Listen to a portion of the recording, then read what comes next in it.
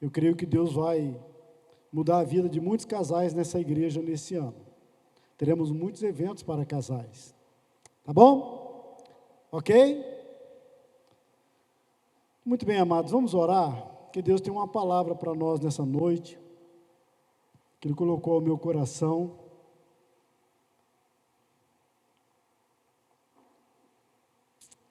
Está em Lucas capítulo 7, estaremos lendo os versículos 36 a 50. Alguém aqui está vindo na igreja pela primeira vez nessa noite, a primeira vez que está aqui? Levante a mão, se tem alguém aqui pela primeira vez, só para eu saber. Ninguém? Amém. Então todos que estão aqui sejam muito bem-vindos em nome de Jesus. Essa é a casa de Deus, a palavra é dele, este servo pertence a ele, e eu creio que tudo que for falado aqui vem dele para nós. Feche seus olhos. Pai querido, descansa o nosso coração nesta noite. Aqui está uma mensagem que o Senhor colocou em meu coração. Eu sei que veio de Ti porque ela é a Tua palavra. É viva, eficaz e jamais volta vazia sem cumprir o propósito para qual o Senhor a determinou. Dá-me sabedoria para expô-la, para anunciá-la, porque tudo que sai da Tua palavra, tudo que sai da Tua boca, são as boas novas do reino de Deus. Pai, usa-me como instrumento Teu, ministra primeiramente ao meu coração, Senhor, fala comigo para que eu fale à Tua igreja. Ó Deus, tem misericórdia de mim, que sou um homem de impuros lábios, e não me canso de dizer, de parafrasear o meu irmão, o apóstolo Paulo: miserável homem que sou, quem me livrará do peso desta morte? Senhor, há uma ansiedade, há uma expectativa no que a Tua palavra fará nesta noite, no que o Teu Santo Espírito fará em nossos corações nesta noite. Sacia a nossa sede, Pai. Fala conosco, transforma-nos de acordo com a Tua vontade. Esta é a minha oração no nome santo de Jesus. Quem crê diz amém. Você está preparado, querido? Como diz o Ronilson nas suas mensagens matinais, você está preparado?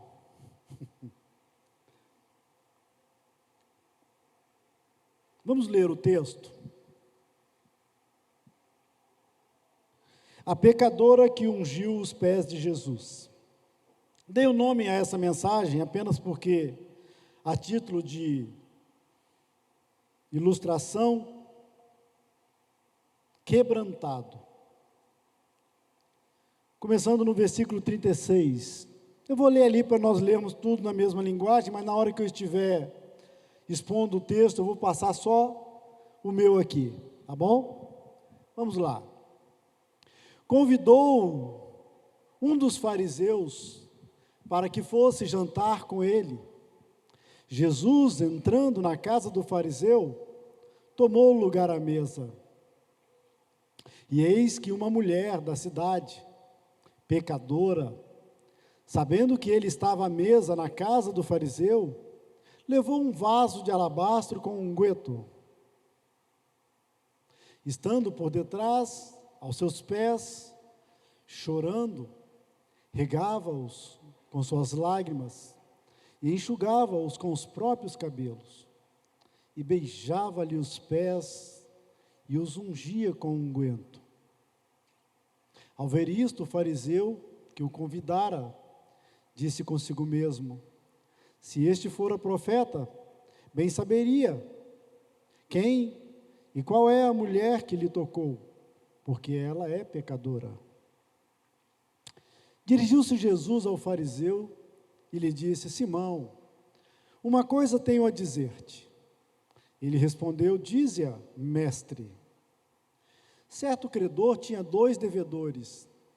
Um lhe devia 500 denários, o outro 50. Não tendo nenhum dos 2 com que pagar, perdoou-lhe a ambos. Qual deles, portanto, o amará mais? Respondeu-lhe Simão: suponho que é aquele a quem mais perdoou. Replicou-lhe Jesus: julgaste bem. Voltando para a mulher, disse a Simão: vê esta mulher? Entrei em tua casa e não me deste água para os pés. Esta, porém, regou os meus pés com as lágrimas e os enxugou com seus cabelos. Não me deste ósculo. Ela, entretanto, desde que entrei, não cessa de beijar os meus pés. Não me ungiste a cabeça com óleo, mas esta, com um bálsamo, ungiu os meus pés. Por isso te digo, perdoado-lhe são os seus muitos pecados, porque ela muito amou, mas aquele a quem pouco se perdoa, pouco ama. Então disse a mulher: perdoados são os teus pecados. Os que estavam com ele à mesa começaram a dizer entre si: quem é este que até perdoa pecados? Mas Jesus disse à mulher: a tua fé te salvou, vai-te em paz. Uma breve introdução que eu quero dar rapidamente, porque eu tenho bastante coisa para falar nesta noite. Está no capítulo 7 mesmo, porque o capítulo 7, ele tem algumas coisas muito interessantes. Ele tem a cura do servo de centurião, ele tem a ressurreição do filho da viúva de Naim. João envia mensageiros a Jesus para saber se ele era realmente de fato o Messias prometido. E eu queria falar um pouquinho sobre o testemunho que Jesus dá de João, porque é esse testemunho que Jesus dá de João que vai dar prosseguimento a esse texto e a mensagem de hoje. Quando Jesus fala de João, ele fala, para resumir, ele fala assim: dos homens nascidos de mulher não há nenhum homem maior do que João, mas no reino do céu, o menor é maior do que ele. E Jesus prossegue depois dizendo: João veio não comendo nem bebendo, e disseram: tem demônio. O filho do homem vem comendo e bebendo, e dizem: é um beberrão e um glutão. E Jesus diz assim: a que assemelharei essa geração de fariseus e escribas? Eles são como crianças que cantam nas praças e reclamam uns com as outras: nós cantamos e vocês não dançaram. E ele compara os escribas e fariseus a crianças, que nunca está satisfeita com nada. Um povo tão egocêntrico, tão firmado nos seus conceitos e valores, que nada está bom para eles. Depois de Jesus expor a fragilidade religiosa dos fariseus, após eles os expor publicamente, vai acontecer o que nós lemos agora. Um fariseu chega até Jesus, depois de passar vergonha, e fala para ele assim: mestre, eu gostaria que o senhor jantasse na minha casa hoje. É a nova versão corrigida do Célio Almeida. E aí Jesus aceita o convite e vai até a casa do fariseu. E nós vamos então nesta noite, querido, propor uma análise desse texto, avaliando a cegueira religiosa, a qual nós podemos estar inseridos, ou a graça que alcançou essa mulher, que também nos alcança nesta noite. E para tanto eu dividi o texto que nós lemos em 3 pontos, que eu vou passá-los antecipadamente. Primeiro ponto é a perigosa religiosidade que nos acomete, que pode nos acometer. O segundo ponto é um quebrantado que se salva. E o terceiro ponto é o amor imensurável de Cristo. E eu espero que ao final dessa mensagem, nós saiamos daqui com pelo menos uma convicção: é que nós somos pessoas com um quebrantado coração. Pessoas que verdadeiramente precisam do Senhor e desse amor imensurável dele. E é claro que também podemos nos identificar em algum ponto com essa perigosa religiosidade. Mas vamos ver o texto em alguns versículos e meditar sobre eles. Eu gostaria então agora que você voltasse no versículo 36. E vamos falar um pouco da perigosa religiosidade. E dentro da perigosa religiosidade, eu queria trazer qual a motivação desse fariseu. Versículo 36, olha aí comigo. Convidou um dos fariseus para jantar com ele. Para pensar, baseado no que eu falei sobre a exposição vergonhosa que Jesus fez dos fariseus, é muito estranho que em seguida um fariseu convide ele para jantar. Tem alguma coisa por trás desse convite, há uma intenção, há uma motivação deste homem.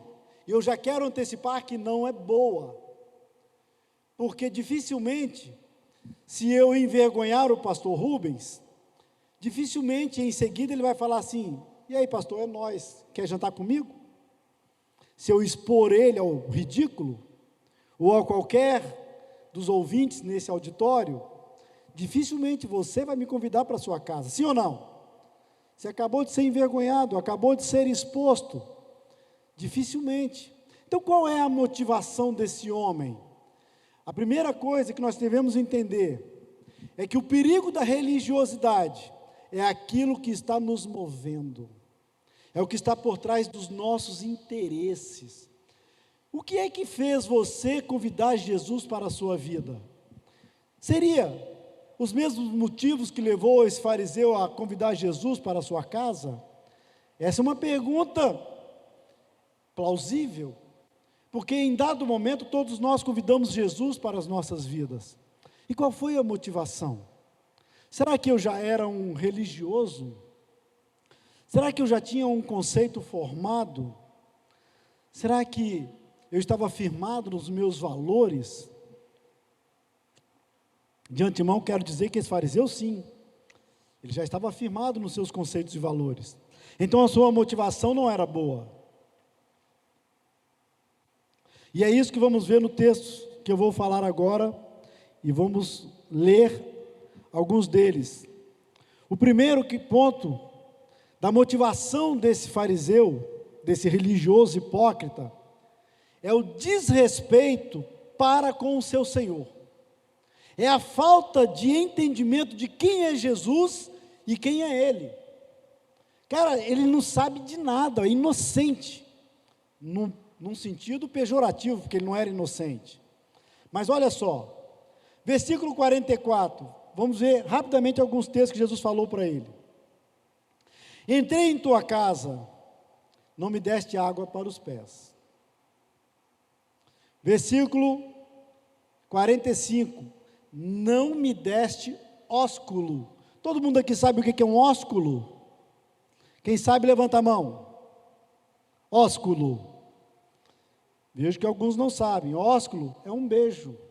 Se você está do lado da sua esposa aí, dá um ósculo no rosto dela.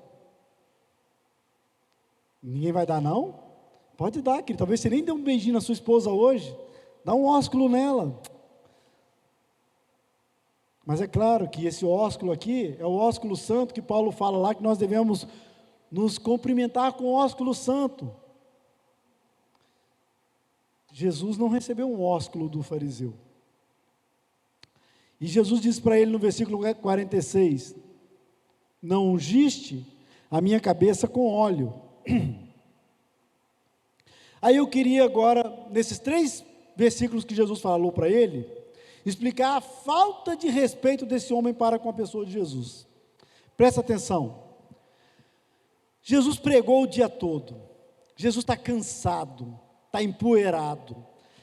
As ruas da cidade, que não se fala o nome dela aqui, mas deveria ser talvez Naim, ou os arredores ali, porque Jesus esteve em Naim, era chão batido. Quando você vai na roça e anda na roça, anda um dia inteiro numa estrada de chão, e depois dá uma olhada para o seu pé. Está amarelinho, amarelinho, mudou de cor. Então, quando uma pessoa convida o outro para jantar naquele contexto, o mínimo que se espera do seu anfitrião é que ele forneça água para os pés e também para as mãos, porque há uma purificação a ser feita. Mas na questão dos pés é uma questão de refrescar o pé está quente, cansado do sol do deserto. Então, quando Jesus chega na casa de Simão, o que se esperava? Uma atitude de respeito de Simão, que se fornecesse água para os pés, e não foi fornecido. Segunda atitude, Simão não lhe deu um ósculo santo. O judeu tem um hábito de cumprimentar de forma amorosa e respeitosa aquela pessoa que chega na sua casa. Ela chega na casa, um de frente para o outro, dois homens barbudos, um pega no ombro, no rosto direito. É um ato de amor e de carinho. Muito estranho, né? O pastor Rubens me chamar aqui, né? Quando muito bate aqui, uhul, é nós. Mas para o judeu não. Para o judeu a falta de um beijo no rosto é uma falta de respeito, uma representação de que eu não tenho prazer naquela pessoa. E Jesus bota isso aqui, você não me deu um ósculo, Simão. E a terceira falta de respeito desse Simão aqui, o fariseu, ele não unge a cabeça de Jesus com óleo. E aqui é uma coisa interessante, não é o óleo santo, não tem um significado espiritual, não. Você sabe por quê? É uma coisa, para pensar. Eu vou pegar alguém aqui, eu não tenho cabelo, Adriano também não, está igual a Megamente. Deixa eu pegar outro aqui. Cara, não tem ninguém cabeludo aqui. Homem não tem não. Vou pegar uma menina então. Vou pegar a Gabriela ali. Gabriela com aquele cabelo lindo dela, depois de passar o dia inteiro andando no deserto. Você imagina o cabelo da Gabriela. Vento batendo, poeira, aquela coisa toda. Aí Gabriela chega para jantar. Como você acha que vai estar o cabelo dessa menina? Vai estar igual uma árvore assim, tudo espalhado. O óleo era um ato de carinho com aquela pessoa para embelezá-la, para ela não se sentir incomodada na mesa, porque depois de lavar a mão e os pés, fornecia-se um óleo para passar no cabelo, para aquela coisa horrível, ficar sentadinha, quietinha na cabeça, e a pessoa se sentir bela. Então a mulher e o homem passavam óleo, para poder se sentar à mesa, para ficar cheiroso, para ficar belo, agradável ao seu anfitrião. E desculpa aí, Tião, foi mal. Simão não fez isso por Jesus. Uma falta também de consideração para com aquele que passou o dia inteiro pregando. Então, amados, essa falta de respeito, essa falta de cuidado, será que nós, em algum momento, não estamos fazendo isso com o nosso Senhor? Não estando faltando com respeito na questão da purificação, da nossa limpeza, da nossa higiene espiritual? Será que nós estamos agindo como um fariseu descuidado, que não tem zelo nenhum com o seu Senhor? Isso é um perigo para nós religiosos. Lembre-se, nós temos 3 pessoas nesse texto aqui: Simão, religioso, Jesus, o Salvador, e uma pecadora perdida. Estamos falando nesse momento de uma pessoa religiosa. Vamos chegar no pecador ainda, tá bom? Então Simão, ele não convida Jesus para agradá-lo, mas para desonrá-lo, para desrespeitá-lo e para tentar pegar ele numa falha na sua casa. Talvez os discípulos olhassem para aquele convite e falassem assim: rapaz, depois de tudo que aconteceu, o cara, olha, vai se converter lá na casa dele e ainda vai converter toda a família. É por isso que as aparências enganam. Você pode julgar pela aparência, mas Jesus sabia com quem ele estava lidando. E o terceiro ponto a respeito do fariseu é que ele tinha um verdadeiro desprezo pelo seu Senhor. É o julgamento que ele faz, olha aí, versículo 39.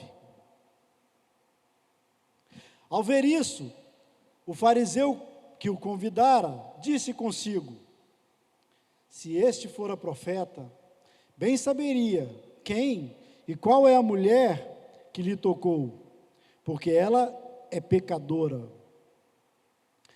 Amados, a cegueira religiosa, ela pode, eu gostei do Richard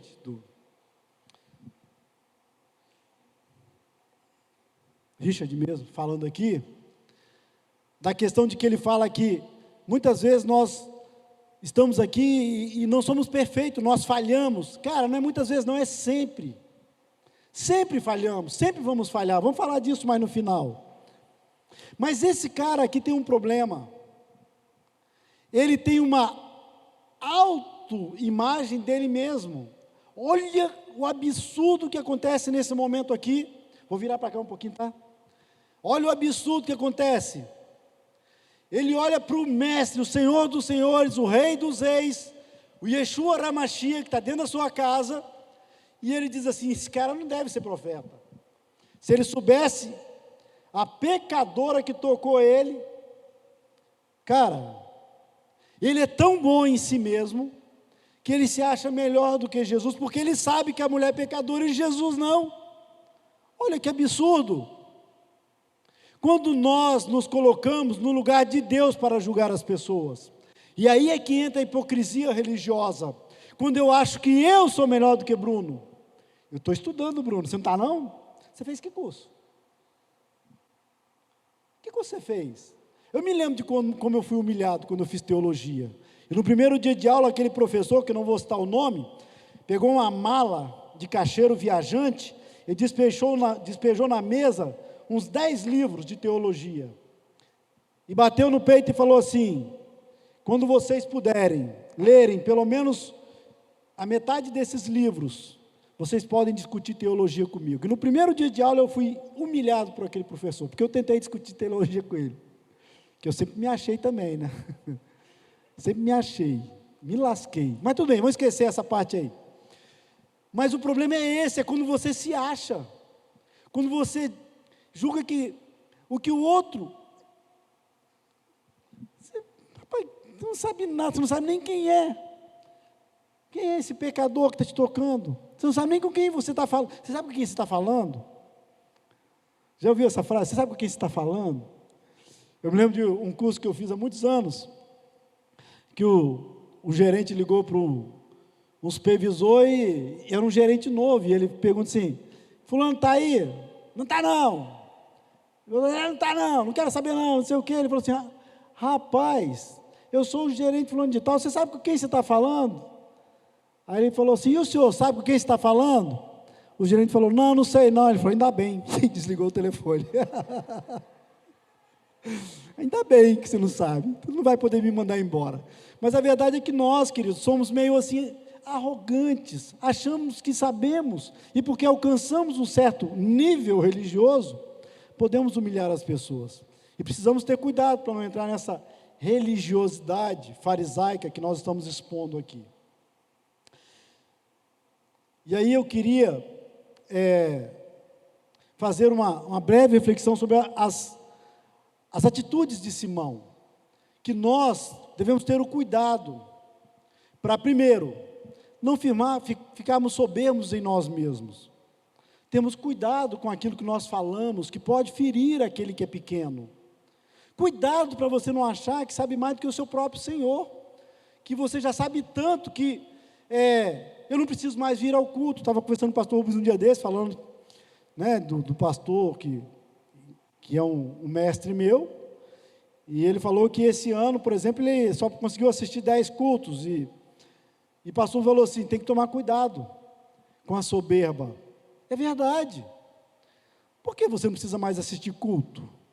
Por que não precisa mais? Será que já sabe tudo? É claro que por exemplo, se eu falar de adultério, você não está adulterando, essa palavra não serve para você. Mas não quer dizer que você não precisa ouvir, para que você não caia, que você não precisa entender. Aprenda com os erros dos outros, não aprenda com os seus. Isso é sabedoria. Então, nós temos que tomar cuidado com a soberba, porque ela precede a nossa queda e a nossa destruição. E a questão também justiça própria, da condenação que fazemos de uns aos outros. Isaías vai dizer que a nossa justiça ela é como um trapo de imundícia. Cara, nada do que eu possa julgar o Gabriel, Daniel, o Richard, nada do que eu possa julgá-lo me fará melhor do que ele. Só é capaz de me colocar numa situação envergonhada. Quantas vezes eu fui envergonhado por achar que eu estava fazendo uma coisa boa julgando o irmão? E o segundo ponto dessa mensagem, o quebrantamento que salva.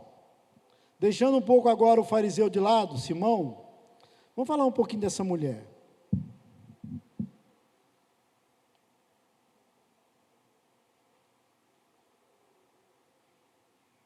Versículo 38, vamos ler aí comigo.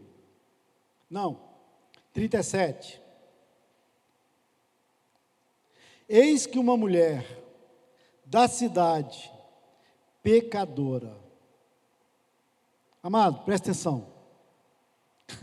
A coisa estava feia para essa mulher.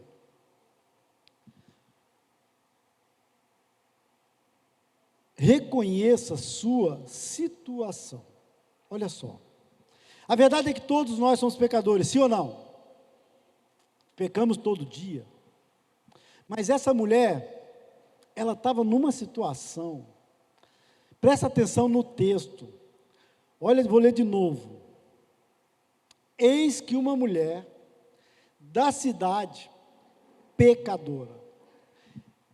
As mulheres já não contavam naquela época. Quando contava assim, tinha 1000 pessoas, eram 1000 homens, aí se estimava que tivesse ali 1000, mulher não contava. Mulher não tinha voz, mulher não falava, mulher não congregava. Mulher não tinha direito nenhum. Essa mulher, além dela não ter direito nenhum, ela tem um grande problema. O fariseu sabe que ela é pecadora, os convidados da mesa sabem que ela é pecadora, Jesus sabe que ela é pecadora e a cidade toda sabe que ela é pecadora, porque ela de fato é uma mulher marcada pelo pecado. O fato de dizer o texto que ela é pecadora, não é porque ela cometia um pecado, ela era uma pecadora contumaz, ela vivia da prática do pecado, talvez até de vender o próprio corpo. Essa mulher, ela era humilhada,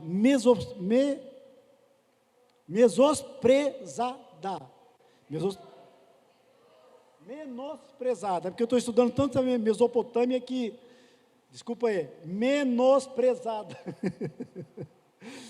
Ela era menosprezada, humilhada, subjugada, e agora ela tem uma difícil tarefa.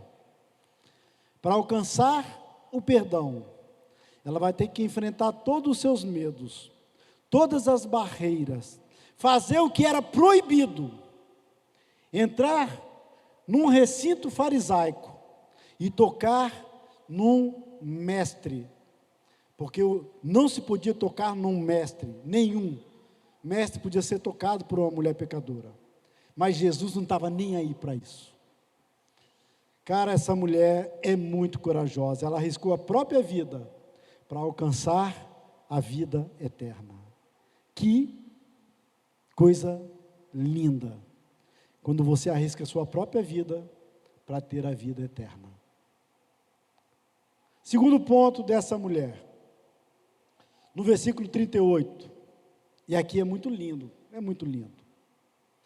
estando por detrás dos seus pés, chorando, regava-os com suas lágrimas, enxugava com os próprios cabelos, e beijava-lhes os pés, e os ungia com unguento. Essa mulher fez uma coisa que não se tinha feito ainda. Ela clamou sem falar.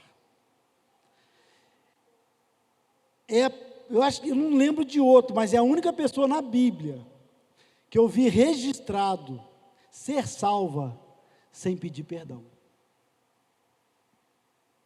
Eu vou falar disso daqui a pouquinho. Ela entrou, Jesus estava ali nessa posição na mesa. Ela se coloca aqui atrás e ela começa a lavar os pés de Jesus com suas lágrimas. Você imagina a posição que essa mulher se colocou ali. Se Jesus estava ajoelhado, ela teve que se prostrar, se colocar literalmente com o rosto no chão, para alcançar os pés dele. Que posição essa mulher se colocou para demonstrar o seu arrependimento. Ela chora, as suas lágrimas escorrem sobre os pés de Jesus, e ao ela ver que os pés de Jesus estavam molhados com as suas lágrimas, ela pega os seus cabelos, que devem ser maior do que o da Gabriela, e da Larissa, e de algumas mulheres aqui no recinto, ela pega esses cabelos, e começa a passar nos pés de Jesus, nas lágrimas, que ela mesma derramou.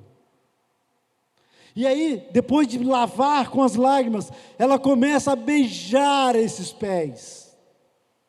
Irmãos, visualiza essa cena. Jesus está à mesa, várias pessoas, além dos convidados, era comum naquele tempo, muitas pessoas virem aonde Jesus estava por curiosidade, só para ver ele ali, estava cheio o recinto. Que cena essa mulher se coloca, uma mulher acostumada a ser vista em pecado, agora ela é vista se humilhando de outra forma, diante do Rei dos Reis e Senhor dos Senhores. Ela não abre a sua boca para dizer uma palavra, mas as suas lágrimas dizem tudo para Jesus. Ela clamou, sem abrir a sua boca. E para terminar o seu ato, ela pega o alabastro que ela trouxe com um unguento, com um aroma suave, já não é aquele óleo que se passa na cabeça, é um perfume cheiroso, e ela derrama nos pés, e começa a passar óleo nos pés de Jesus, a massagear os pés de Jesus. Meu irmão, que cena dantesca, que cena linda, maravilhosa, jamais vista, naquela época, por nenhum religioso da época.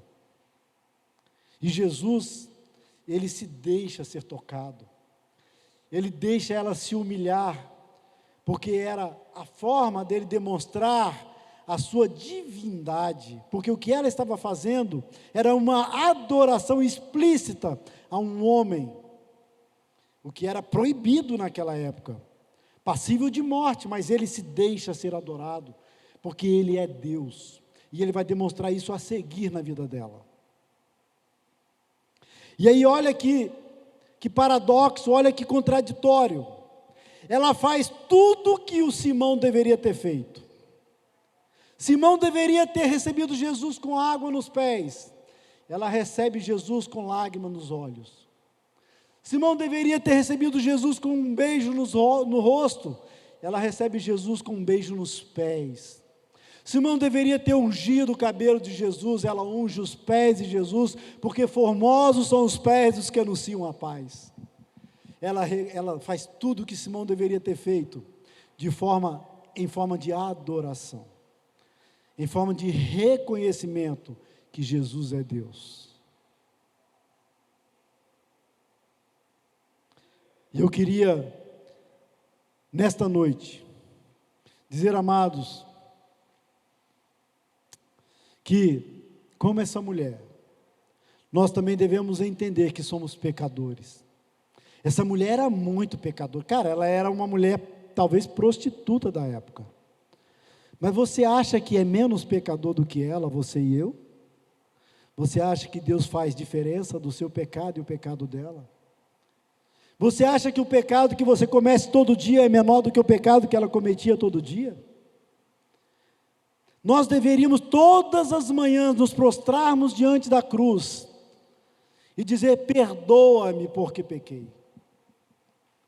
Essa mulher não falou, essa mulher não abriu a boca, mas ela alcançou a misericórdia de Jesus. Porque muitas vezes, amados, não é a sua voz que Jesus quer ouvir, Ele quer ouvir o quebrantamento do seu coração. Ele quer ver o que está em seu coração, porque Ele sonda os nossos pensamentos, Ele perscruta o nosso coração, como Deus diz através do profeta: o homem vê a aparência, mas eu vejo o que está no coração. Precisamos nessa noite nos identificar com essa mulher, na questão de que nós somos pecadores. Claro, talvez numa escala muito menor, mas somos pecadores, queridos. E precisamos, como essa mulher, nos quebrantar diante de Jesus. Ter um coração contrito e quebrantado que Ele não desprezará. Então, o que devemos fazer? É reconhecer que só há um meio de nós alcançarmos essa graça salvadora. É nos humilhando diante da potente mão de Deus. Todos os dias. Todos os dias. E eu queria terminar falando do amor imensurável de Jesus por mim e por você. Para quem é o perdão? Versículo 41 e 42, vamos ler comigo aí.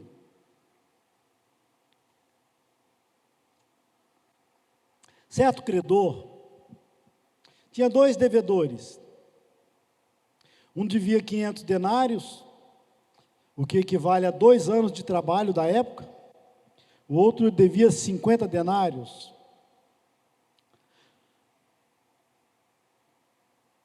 Não tendo nenhum deles com que pagar, perdoou-lhe a ambos. Qual deles, portanto, amará mais? Queridos, eram quantas personagens no texto? 3, né? Jesus, o fariseu e a mulher, sim ou não? Quantos que Jesus disse que foram perdoados? 2. Isso quer dizer o que para você? Que o perdão de Jesus é por todos, é para todos. Era para o fariseu também. Quando Jesus morre na cruz do Calvário, Ele não morreu só por quem se arrepende, Ele morreu por toda a humanidade. De uma só vez, Ele morreu por todos os pecados, do passado, do presente e do porvir. A graça está posta a todos os homens. Recebe quem quer. Quando Ele propõe essa parábola para o fariseu, Ele diz assim: os 2 foram perdoados. O credor, que sou eu, perdoou a dívida dos 2. Quem ama mais? O próprio fariseu fala assim: quem muito perdoou. Ou seja, quem é que estava devendo mais ali na conta ali? A mulher. Quem mais amou? A mulher. Aí uma pergunta: você acha que a mulher amou Jesus porque Ele perdoou? Ou porque Jesus a amou primeiro? Quem vem primeiro, o perdão ou a confissão? O perdão. Ele já foi dado antes de você se arrepender. O que você precisa é tomar posse desse perdão. Jesus já pagou o preço. Você vai pecar daqui a pouquinho, querido. Talvez no bate-papo lá fora. Já está perdoado, você tem que se arrepender. O preço já foi pago, de uma só vez na cruz do Calvário. Daqui até o fim da sua vida, você imagina quantas vezes você vai pecar. O que Jesus requer de você? Arrependimento, confissão e abandono. Mas que o perdão está perdoado, de uma só vez para sempre, já foi perdoado. O que você tem que fazer é o oposto do que fez o fariseu. É tomar posse do perdão. Coisa que essa mulher fez de todo o coração. O terceiro ponto, o segundo ponto sobre Jesus. Quem será salvo? Versículo 48, olha aí que lindo. Disse a mulher: perdoados são os teus pecados. Versículo 50. Mas Jesus disse à mulher: a tua fé te salvou, vai-te em paz. Amados, o que salvou a mulher? A fé dela. A fé. Não há como ser salvo sem fé, porque sem fé é impossível agradar a Deus. A fé me leva a crer que Jesus tem todo o poder para pegar o pecado que está sobre meus ombros e levar sobre ele, como está em Isaías 53, porque ele tomou sobre si as nossas dores e as nossas iniquidades levou sobre ele. O castigo que nos traz a paz foi lançado sobre ele, e pelas suas pisaduras fomos sarados. Se coloque de pé, meu querido. De uma vez por todas, lembre-se, você e eu somos e seremos até a morte pecadores. Qual é a diferença de nós para um fariseu que não se arrepende? É justamente porque nós cremos em Jesus e em Yeshua HaMashiach. Nós confessamos o nosso pecado, porque Ele é o nosso advogado. Porque a palavra de Deus diz que se nós confessarmos os nossos pecados, Ele é fiel e justo para perdoar os nossos pecados e nos purificar de toda a imundícia. A pergunta que eu te faço nessa noite: você quer entregar a sua vida pecaminosa a Jesus nessa noite? Você quer, como essa mulher, se quebrantar diante de Jesus e dizer: Jesus, eu pequei, eu não perdoei quando devia ter perdoado, eu falei mal quando não devia ter falado, eu caluniei quando não devia ter caluniado, eu pequei, eu transgredi contra o Senhor, eu sou um miserável pecador. E eu queria, enquanto o grupo de louvor ministra uma canção, você que nessa noite reconhece que é um pecador e talvez não pediu perdão a Jesus pelo seu pecado, e é um pecado que você, está duro de confessar, mas eu queria que nessa noite você tomasse coragem e viesse aqui à frente e colocasse esse pecado aos pés de Jesus, como essa mulher fez. Ela não teve vergonha de quem estava olhando, dos convidados à mesa. Você não tem que ter vergonha de quem está aqui olhando. Ela não teve vergonha de ser exposta ao ridículo. Ela se prostrou, chorou e se humilhou. E é a única pessoa que eu vi Jesus falar assim: vai-te porque a tua fé te salvou, sem que essa pessoa falasse uma palavra. Essa mulher entra muda e sai calada em todo o evento, mas ela saiu dessa sala diferente de como ela entrou. Entrou uma pecadora e saiu uma mulher salva em Jesus Cristo. Entrou uma mulher perdida e entrou uma mulher que nós vamos encontrar na eternidade, na Jerusalém celestial, porque ela não teve vergonha de dizer: eu pequei contra o Senhor, eu pequei contra meus irmãos. E essa noite eu desafio você a colocar diante de Jesus o seu pecado. Não precisa dizer para mim qual é o pecado não, querido, Ele já sabe. Ele conhece seu coração melhor do que você. Ele conhece o teu assentar, o teu levantar, Ele conhece o teu deitar. Eu te encorajo nessa noite, enquanto o grupo de louvor toca, você que está devendo perdão a alguém, ou até mesmo um pedido de perdão a Deus, a sair do seu lugar e vir aqui, porque aquele que busca, encontra, aquele que bate, se abre, e aquele que pede, recebe. Amém? Vamos adorar a Deus. E aí eu te desafio, querido, com muita coragem e temor do Senhor, se quiser colocar um pecado diante de Deus nessa noite, não é diante da igreja. Eu queria que a igreja estivesse de olho fechado nesse momento, porque não é para a igreja, é para Deus. Que você saia do seu lugar e venha aqui na frente e coloque seu pecado no altar do Senhor.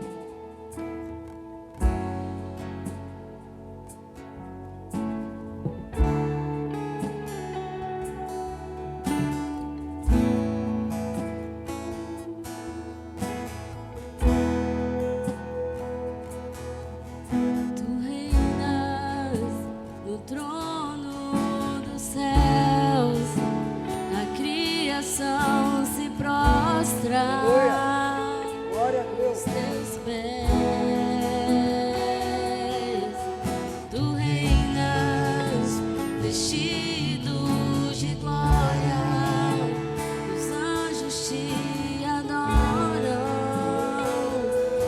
aos teus pés, para sempre governarás.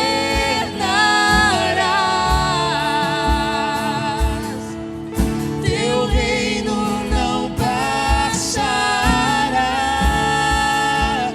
ó Santo Deus, fico maravilhado. Tu és muito mais do que eu possa expressar. Glória a Deus. Ó Santo Deus, quebra o vaso de alabastro, sobre o Deus que sabe vir para brilhar. Tu és totalmente amável, tesouro desejável, que eu procuro. Tu és fogo apaixonado, eu sou do meu amado, e ele é meu. Pra sempre governarás.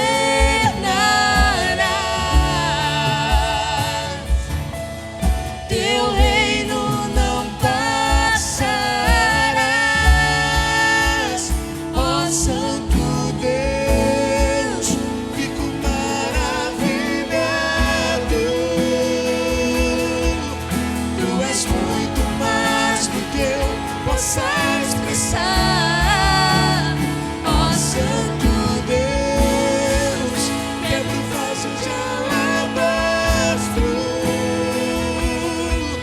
sobre o Deus que sabe me maravilhar. Meu Deus. Mais alguém, querido, quer entregar o seu pecado a Jesus nessa noite, nesse lugar? Sabe, amado, tem um pregador que ficou famoso numa pregação que mudou a história de uma nação. Pecadores nas mãos de um Deus irado. Diz que após ele pregar, as pessoas tinham tanto medo de ir para o inferno, que elas choravam e se seguravam nas cadeiras, porque elas tinham medo que ao sair daquela igreja naquela noite, elas morressem e fossem para o inferno. Eu não estou querendo botar pavor em você, nem terror, nem medo, mas será que verdadeiramente você está em paz com o seu Deus? Você não tem pecado para declarar a Deus e pedir a Ele perdão nessa noite? Não agiu em nenhum momento como um fariseu? Que Deus tenha misericórdia de nós, queridos, porque somos todos pecadores. O chamado ao arrependimento é para todos nós.